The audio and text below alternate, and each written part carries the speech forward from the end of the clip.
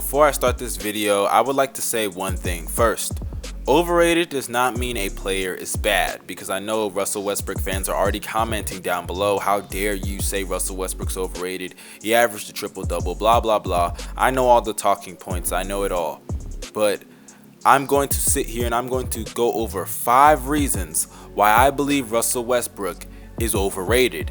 Now, if you like this video, hit that thumbs up. I'm sure a lot of you will not like this video, but also subscribe if you are new to the channel. Also, you guys follow me on Twitter. That is a must. You gotta follow me on Twitter to be updated with my reactions to a lot of stuff that happens.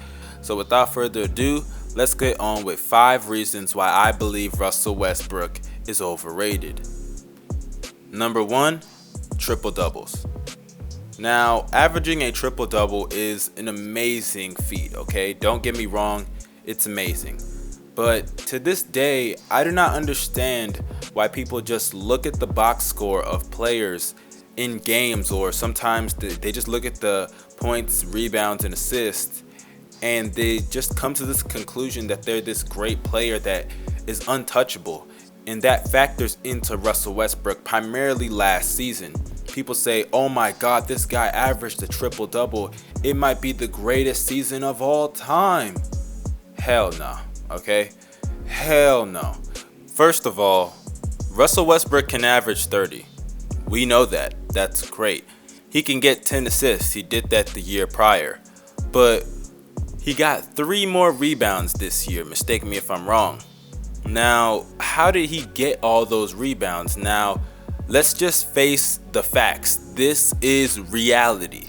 You cannot use triple doubles as an argument for Russell Westbrook because he pads those triple doubles. He pads his numbers. I am showing you guys highlights right now of him stealing rebounds from his own teammates. He leads the league in uncontested rebounds. I'm showing you literal footage of it happening. If you want to deny this, if the footage I'm showing you is not real, somebody please disprove that. I don't like it when people say he averaged the triple-double, but the way that he averaged it was simply due to him padding his numbers. Now, I'm not saying that Russell Westbrook would put winning, behind him getting his numbers. I'm not saying that, but I mean, I wouldn't be mad if somebody else did. I mean, you could see clearly that they worked out a system to where Russell Westbrook would get rebounds and his big man would box everybody out and he'd come down and swoop it up. There's no reason for a guard to be leading the league in uncontested rebounds. I mean, he's defended less threes than DeAndre Jordan. He's at the bottom of contested threes, bro. It's pretty obvious he doesn't play defense. He wants to get those rebounds. He's so eager for those rebounds that the Thunder give up so many threes. How is it that Russell Westbrook can drop 50, get 13 rebounds and 13 assists, but the other team will still win?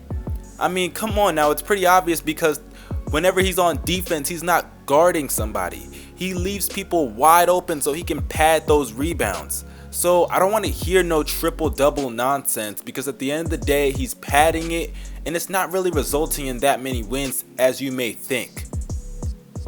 Number 2, turnovers. Now, I don't care. I don't care what nobody says right here, because I know all the excuses are going to come. Like, he lost Kevin Durant, which we'll get to later. He doesn't have nobody on his team. Blah, blah, blah, blah, blah. I don't care, okay? I don't care. Because at the end of the day, that is not an excuse for you to be turning the ball over that many times, okay? That's not an excuse. I don't care what anybody says, okay?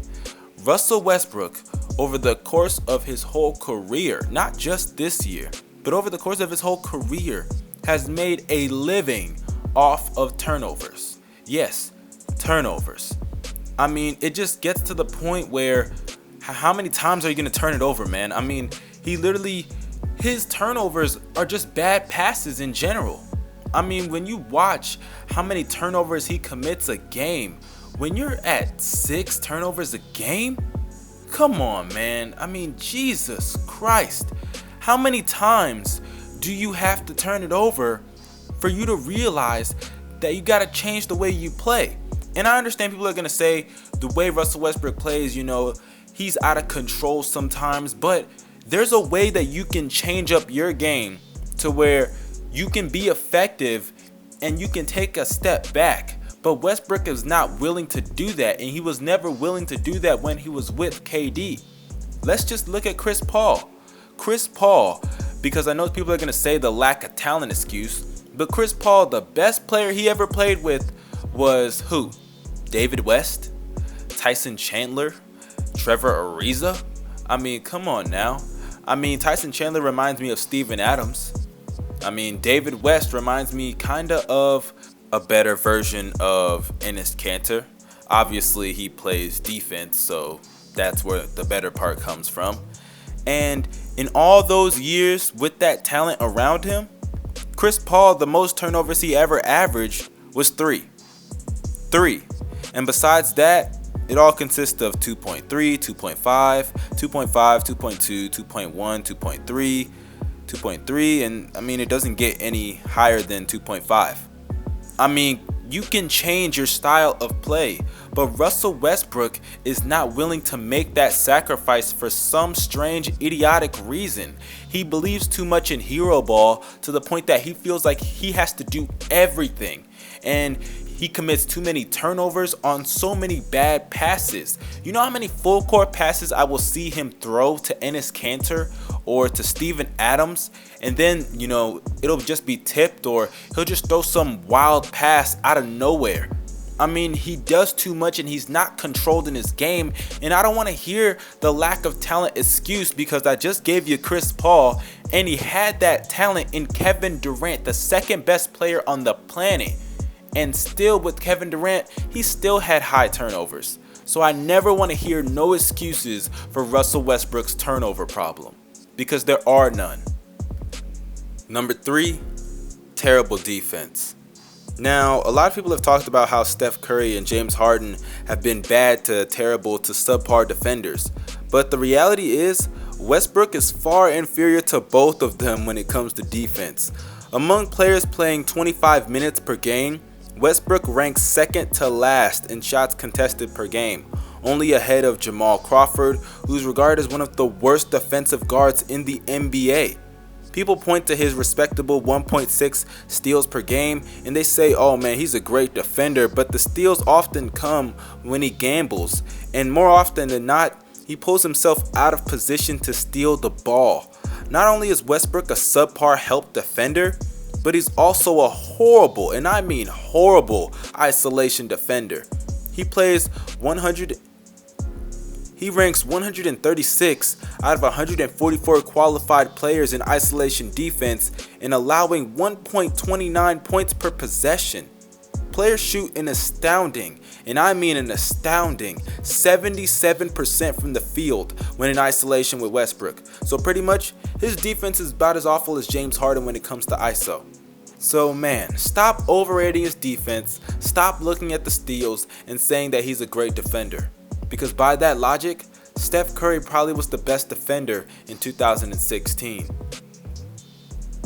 Number 4, he's a choker. Now, I'm going to state this and I'm going to be very clear. Just because you hit a few game winners in the regular season, that doesn't make you clutch, okay? You can still be a choker. James Harden has hit a lot of game winners in the regular season, trust me, I know, but he's still a choker. Every year in the playoffs he chokes, whether it's against the Warriors or against the Spurs, he is a choke artist, because when it's time to shine bright, he's not there in the playoffs where it really matters. Let's just look at the 2012 finals with Russell Westbrook. He averaged 27 points a game, 6 rebounds and 7 assists, but he shot 43% from the field and a ridiculous 13% from 3. And in game 3, he missed a game-tying shot, but KD was shooting 58% from the field that game. And in game 5 of the finals, which was an elimination game, he shot 4 for 20 from the field. Ridiculous, and I mean ridiculous inefficiency right there. And against the Spurs in 2014, he averaged 27 points a game, but he also did that on 40% shooting from the field, and he had 4 turnovers a game. But in game 6 of that series, which was an elimination game I might add, he had 34 points, but he had 17 free throws. He shot 34% from the field, 8 for 23 from the field, and to add on to that, he had 7 turnovers. That is unacceptable. That's not clutch. And then let's not forget what pushed KD over the ledge in OKC. The last 3 minutes of the Western Conference Finals in 2016 where they blew the 3-1 lead. It's Game 6. They're in Oklahoma City, a time to close out the game, where stars are supposed to shine and end it so they could secure their spot in the finals. They're just one game away. In the last 3 minutes, Russell Westbrook went 0 for 1, 1 foul, and 4 turnovers. And those 4 turnovers came in the last 2 minutes, I should add. So it is clear, and I'm showing you facts and evidence in games as proof, that Russell Westbrook, when the lights shine bright on him, he does not show up. And I'm not even going to mention how last year, or should I say the season that just passed, Russell Westbrook shot below 40% from the field against the damn Houston Rockets. I don't care who's guarding you. 40% is already bad enough. So under 40%, that is unacceptable. Russell Westbrook is not clutch, and the playoffs clearly define that. Number 5, Kevin Durant.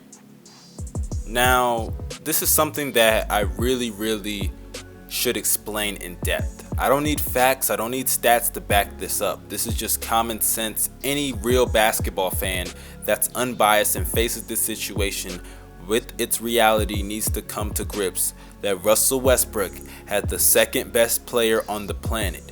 He was gifted with enormous athleticism. He should have found a way to make it work. I don't care if their playing styles don't mesh.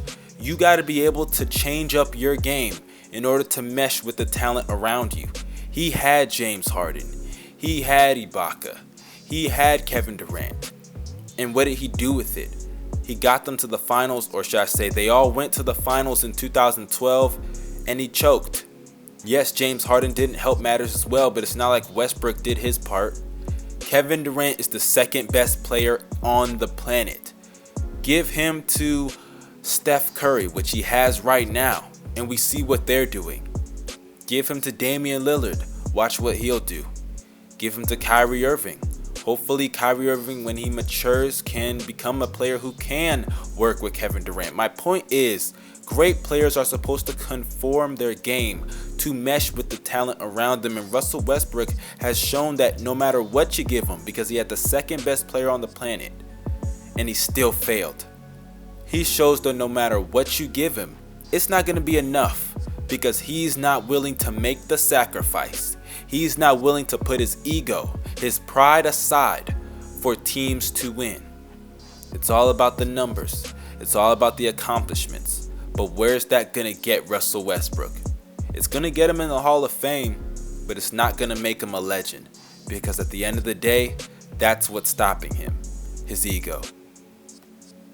Alright, so this is your boy Young Mustard signing out. Y'all don't forget to follow me on Twitter, follow me on Instagram, and add me on Snapchat. The links will be down below. And guys, do not forget to subscribe if you are new to the channel, and hit that bell next to my name to be notified, bruh. We are rising. I believe that we just passed, or we're about to pass, or we're at 2,000 subscribers. So y'all hit that sub button and put me on notifications. This is your boy Young Mustard signing out, and bruh, we out of here. Peace. If one more label try to stop me, it's gonna be some dread.